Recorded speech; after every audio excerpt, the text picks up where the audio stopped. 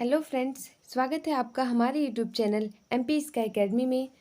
आज के इस वीडियो में हम बीएड एंट्रेंस एग्ज़ाम जो होता है उसके लिए हम प्रैक्टिस करेंगे और इन सभी प्रैक्टिस से आपको जो एंट्रेंस एग्ज़ाम आप देने वाले हैं बीएड का, वो बहुत ही अच्छी तैयारी हो जाएगी आपकी। अगर आप केवल प्रैक्टिस सेट को सॉल्व कर लें और उन्हें अच्छे से पढ़ लें और कुछ पुराने साल के जो पेपर होते हैं उन्हें सॉल्व कर लें तो बहुत ही अच्छे से आपकी तैयारी हो जाएगी, क्योंकि बीएड एंट्रेंस एग्ज़ाम में ज़्यादा डीपली नहीं पूछा जाता है। तो हम देखते हैं हमारे जो प्रैक्टिस सेट में है वो कैसे हैं।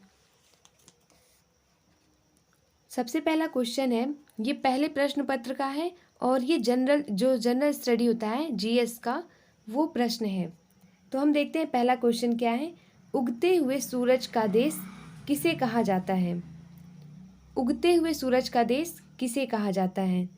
तो ये कहा जाता है जापान को। तो आप जापान टिक लगा देंगे, क्योंकि सूरज की सबसे पहली किरण जो होती है वो जापान में पड़ती है, इसलिए जापान को उगते हुए सूरज का देश कहा जाता है। दूसरा प्रश्न देखते हैं, किस संविधान संशोधन के द्वारा मताधिकार की आयु को 21 वर्ष से घटाकर 18 वर्ष कर दिया गया?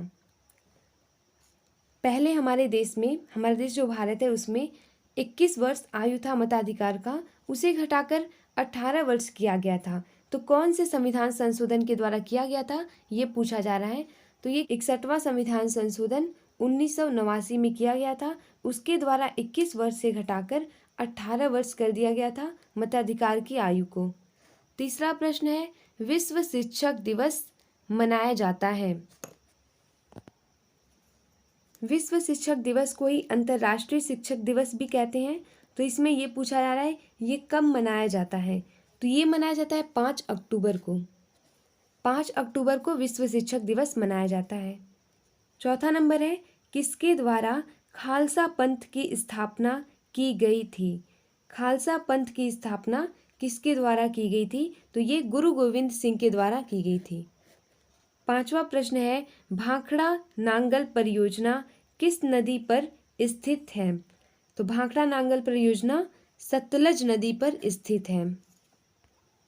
छठवां नंबर देखते हैं, सूर्य ग्रहण होता है जब, यानी सूर्य ग्रहण कब होता है? तो जब चंद्रमा सूर्य और पृथ्वी के बीच आ जाता है, यानी जब चंद्रमा जो है वह सूर्य और पृथ्वी के बीच आ जाता है तब सूर्य ग्रहण होता है। सातवां नंबर है, एनसीटीई है। अब एनसीटीई क्या है इसे बताना है। तो ये है national council for teacher education. तो ए नंबर है, इसे हम टिक कर देंगे, national council for teacher education. अब 8वें नंबर का प्रश्न देखते हैं। इसमें पूछा गया है, जैनवाद के अनुसार कितने तीर्थंकर हैं? तो जैनवाद के अनुसार कुल 24 तीर्थंकर का बताया गया है, तीर्थंकर का वर्णन है।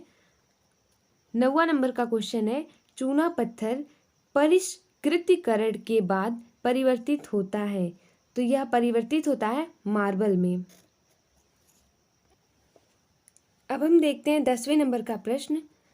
इसमें है, एक बैंक शेड्यूल बैंक कहलाता है यदि। एक बैंक शेड्यूल्ड बैंक कहलाता है यदि। तो इसमें होगा, यह आरबीआई एक्ट 1934 की द्वितीय अनुसूची में शामिल है। अगर वह आरबीआई एक्ट 1934 की द्वितीय अनुसूची में शामिल है तभी एक बैंक शेड्यूल्ड बैंक कहलाता है। 11 नंबर का क्वेश्चन देखते हैं। 11 नंबर का हम क्वेश्चन देखते हैं, भारत का राष्ट्रपति राज्यसभा के लिए कितने सदस्य मनोनीत कर सकता है? तो अब इसका आंसर देखते हैं। इसका होगा 12 सदस्य। 12 सदस्यों को राष्ट्रपति मनोनीत करते हैं। 12 सदस्यों को राष्ट्रपति मनोनीत करते हैं।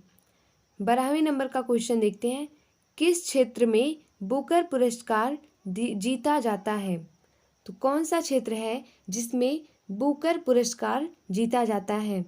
तो वह है कथा साहित्य फिक्शन राइटिंग। कथा साहित्य फिक्शन राइटिंग में बुकर पुरस्कार जीता जाता है। 13वें नंबर का क्वेश्चन है, चौथा खंभा संप्रत्यय संदर्भित करता है। चौथा खंबा, यानी कि जो लोकतंत्र है, लोकतंत्र के 3 स्तंभ बताए जाते हैं और चौथा एक माना जाता है कि चौथा स्तंभ है। तो वो कौन है चौथा स्तंभ? तो वो होता है प्रेस। जो हमारा प्रेस मीडिया है, इसे लोकतंत्र का चौथा स्तंभ माना जाता है। अब हम देखते हैं 14 नंबर का क्वेश्चन है, भारतीय नेपोलियन किसे कहा जाता है? भारत का नेपोलियन किसको कहा जाता है? तो यह कहा जाता है समुद्रगुप्त को। समुद्रगुप्त ने उनके विजय अभियानों के कारण उन्हें भारत का नेपोलियन कहा जाता है, समुद्रगुप्त को। अब देखते हैं 15वें नंबर का क्वेश्चन, शोभना गुरटू प्रवर्तक हैं। तो शोभना गुरटू किसके प्रवर्तक हैं? यह ठुमरी है, उसके प्रवर्तक हैं। 16 नंबर का क्वेश्चन है, सौरमंडल के किन ग्रहों को निकृष्ट ग्रहों के रूप में जाना जाता है? सौरमंडल के कौन से ग्रह हैं जिन्हें निकृष्ट ग्रह के नाम रूप में जाना जाता है? वह है बुध एवं शुक्र। इन दोनों ग्रहों को निकृष्ट ग्रहों के रूप में जाना जाता है। 17वें नंबर का क्वेश्चन है, रेटिनॉल का सामान्य नाम है।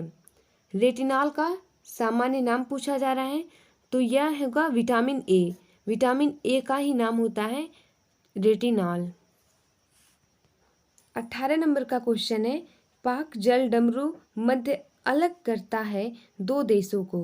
पाक जल डमरू मध्य किन किन देशों को अलग करता है? तो यह भारत और श्रीलंका को अलग करता है।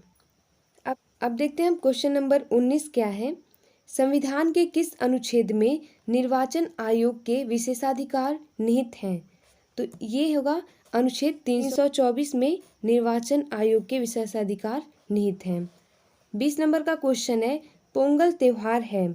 पोंगल त्योहार है तो यह तमिलनाडु का त्योहार है। पोंगल तमिलनाडु का त्योहार होता है। 21 नंबर का क्वेश्चन है, वर्ष 2014 में भारत का कौन सा राज्य 29वां राज्य बना? तो 2014 में भारत का कौन सा राज्य जो था वो 29वां राज्य बना? वो था तेलंगाना। तेलंगाना जो है वो 2014 में भारत का 29वां राज्य बना था। 22 नंबर का क्वेश्चन देखते हैं हम, जापान की संसद का नाम है। जापान की संसद का नाम होता है डायट। जापान का जो संसद है उसे डायट कहते हैं। अब क्वेश्चन देखते हैं 23 नंबर का, ओमान की राजधानी कहाँ है? ओमान की राजधानी पूछा गया है, तो यह मस्कट है। ओमान की राजधानी मस्कट। 24 नंबर है, बिहू, फिर एक फिल इन द ब्लैंक्स के लिए खाली दिया गया है, का मुख्य त्योहार है। बिहू असम का एक मुख्य त्योहार होता है, तो हम असम इसमें ऑप्शन में है उसे लगा देंगे टिक। 25 नंबर का क्वेश्चन है, भारत के संविधान के अनुच्छेद, अब कौन सा अनुच्छेद है ये बताना है, में मौलिक कर्तव्यों का वर्णन है। मौलिक कर्तव्यों का वर्णन कौन से अनुच्छेद में है ये बताना है, तो ये 51A में है। मौलिक कर्तव्यों का वर्णन 51A में है। अब देखते हैं 26 नंबर का क्वेश्चन है, विटामिन सी की कमी से होने वाला रोग है। विटामिन सी की कमी से स्कर्वी रोग होता है। डी नंबर पर ऑप्शन है, स्कर्वी रोग होता है विटामिन सी की कमी से। देखते हैं 27 नंबर का क्वेश्चन, सतत विकास लक्ष्यों को प्राप्त करने हेतु संयुक्त राष्ट्र द्वारा कौन सी अवधि निर्धारित की गई है? तो सतत विकास लक्ष्यों को प्राप्त करने के लिए जो संयुक्त राष्ट्र है उसने कौन सी अवधि जो निर्धारित की है उसे बताना है, तो वह है 2016 से 2030। 28 नंबर का क्वेश्चन है, कैलाश सत्यार्थी संबंधित है। कैलाश सत्यार्थी बचपन बचाओ आंदोलन से संबंधित है।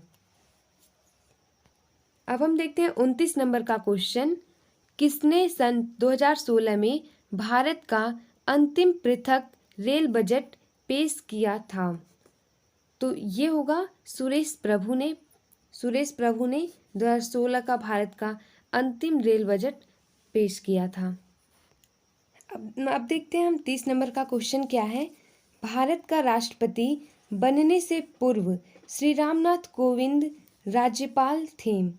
अब बताना है जो भारत के राष्ट्रपति बनने से पूर्व, आप सभी को पता होगा श्री रामनाथ कोविंद हमारे देश भारत के राष्ट्रपति रह चुके हैं, तो वो राष्ट्रपति बनने से पूर्व कहाँ के राज्यपाल थे? ये क्वेश्चन है। तो ये होगा बिहार के राज्यपाल थे वो।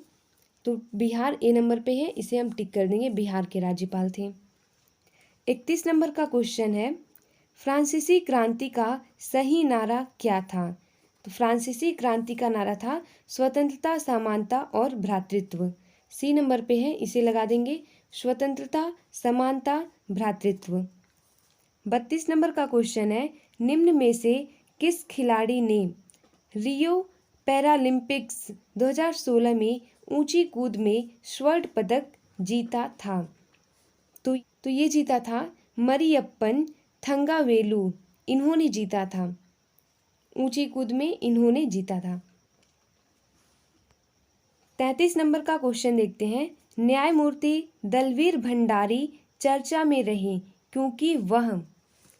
33 नंबर का क्वेश्चन है, न्यायमूर्ति दलवीर भंडारी चर्चा में रहे क्योंकि वह। तो वो क्यों चर्चा में रहे इसे बताना है।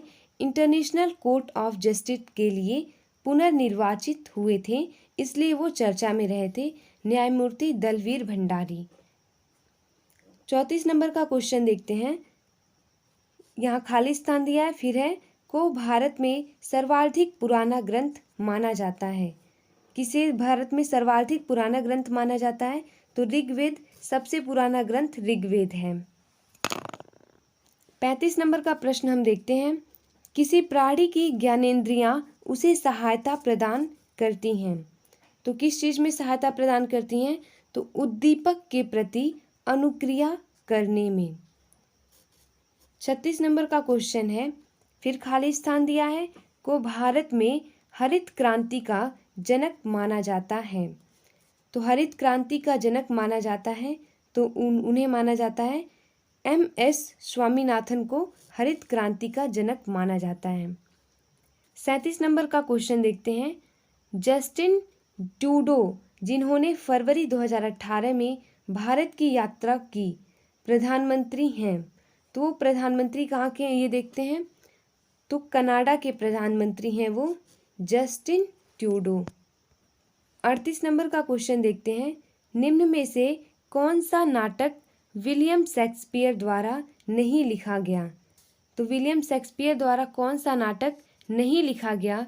तो उसका आंसर सी नंबर पे है, आर्म्स एंड द मैन। ये विलियम जो शेक्सपियर थे, विलियम शेक्सपियर, उनके द्वारा नहीं लिखा गया था। तो इसमें आर्म्स एंड द मैन ये उनके द्वारा नहीं लिखा गया था। 39 नंबर का प्रश्न हम देखते हैं, राष्ट्रीय प्रतिरक्षा संस्थान स्थित है। तो यह स्थित है नई दिल्ली में। नई दिल्ली में यह स्थित है, नई दिल्ली में। 40 नंबर का प्रश्न देखते हैं, 2020 में ग्रीष्मकालीन ओलंपिक खेलों का आयोजन किस देश में किया जाएगा? जैसा कि आप लोग को बताया गया था स्टार्टिंग में ही कि यह 2018 का प्रैक्टिस सीट है। तो 2018 का था ये, इसलिए इसमें 2020 के क्वेश्चन को पूछा गया है। ये करंट अफेयर से रिलेटेड है, तो ये इसका आंसर होगा आपका, ये जापान में था, जापान में। 41 नंबर का क्वेश्चन हम देखते हैं, कॉलम 1 को कॉलम दूसरे के साथ सुमेलित कीजिए। इसमें कॉलम ए जो है, इसमें कॉलम बी के साथ सुमेलित करना है। तो इसमें सही से सुमेलित करना है, तो इसे हम देखेंगे। ए नंबर पे दिया है रिंग वर्म। रिंग वर्म ये बीमारी है और ये कारण है, किस कारण से होता है? Ring worm. तो रिंग वर्म होता है ये फंजाई के कारण से होता है, फंजाई। दूसरा है बी नंबर मलेरिया। मलेरिया होता है प्रोटोजोआ के कारण, प्रोटोजोआ के कारण मलेरिया होता है। सी नंबर पे है कोलेरा। कोलेरा होता है ये बैक्टीरिया के कारण होता है। डी नंबर पे है एनीमिया। एनीमिया होता है लौह की कमी से। तो हमने इसे मिला दिया है, ए नंबर का तीसरा, बी का पहला, तो ये है सी नंबर पे देखेंगे, ए का तीसरा, बी का पहला, फिर दूसरा चौथा, यानी इसमें हमारा ये सी नंबर का आंसर सही हो जाएगा। अब हम देखते हैं 42 नंबर का जो प्रश्न है वो, निम्न में से कौन राज्य हड़प नीति से संबंधित है? कौन राज्य हड़प नीति से संबंधित है? तो ये कौन सी ऐसी नीति थी? तो वो थी लॉर्ड डलहौजी की जो नीति थी वो थी लॉर्ड डलहौजी। 43 नंबर का प्रश्न देखते हैं, निम्न में कौन सा इनपुट डिवाइस नहीं है? तो इनपुट डिवाइस प्रिंटर है, क्योंकि हमें प्रिंट आउट देता है ये, इसलिए इनपुट डिवाइस नहीं है ये, और ये सभी इनपुट डिवाइस हैं। 44 नंबर का प्रश्न देखते हैं, हिंदी फीचर फिल्म पद्मावत किस लेखक की रचना पर आधारित है? तो यह है मलिक मोहम्मद जायसी की रचना पर आधारित है। 45 नंबर का प्रश्न हम देखते हैं, सोमनाथ मंदिर पर आक्रमण किया था। सोमनाथ मंदिर पर महमूद गजनवी ने आक्रमण किया था, महमूद गजनवी। अब हम देखते हैं 46 नंबर का क्वेश्चन, सांख्य दर्शन का प्रतिपादक किसे माना जाता है? सांख्य दर्शन का प्रतिपादक, तो ये है कपिल मुनि को, कपिल को सांख्य दर्शन का प्रतिपादक माना जाता है। 47 नंबर का प्रश्न है, प्रसिद्ध पुस्तक poverty and un-British rule in India के लेखक हैं? तो इसके लेखक हैं ये दादा भाई नौरोजी।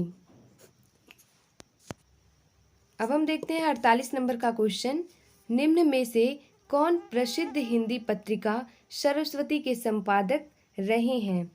तो हिंदी पत्रिका है सरस्वती, उसके संपादक रहे हैं महावीर प्रसाद द्विवेदी। 49 नंबर पे है, मदर पुस्तक किसने लिखी? मदर पुस्तक लिखी थी मैक्सिम गोर्की ने। 50 नंबर का क्वेश्चन पूछा गया है, वस्तु एवं सेवा कर जीएसटी भारत में कब लागू हुई थी? भारत में लागू किया गया था, तो ये 1 जुलाई 2017 को लागू किया गया था जीएसटी, 1 जुलाई 2017 को। तो फ्रेंड्स, इसमें आपको केवल जीएस से रिलेटेड जो भी प्रैक्टिस सेट था, यानी 2018 का सॉल्व पेपर है ये, तो वो बताया गया है जीएस का। वीडियो ज़्यादा लंबा ना हो इसलिए इतना ही बताया जाता है। नेक्स्ट वीडियो में हिंदी, रीजनिंग और भी जो भी सब्जेक्ट हैं उसे बताया जाएगा। धन्यवाद। प्लीज़ चैनल को लाइक एंड सब्सक्राइब कर लें।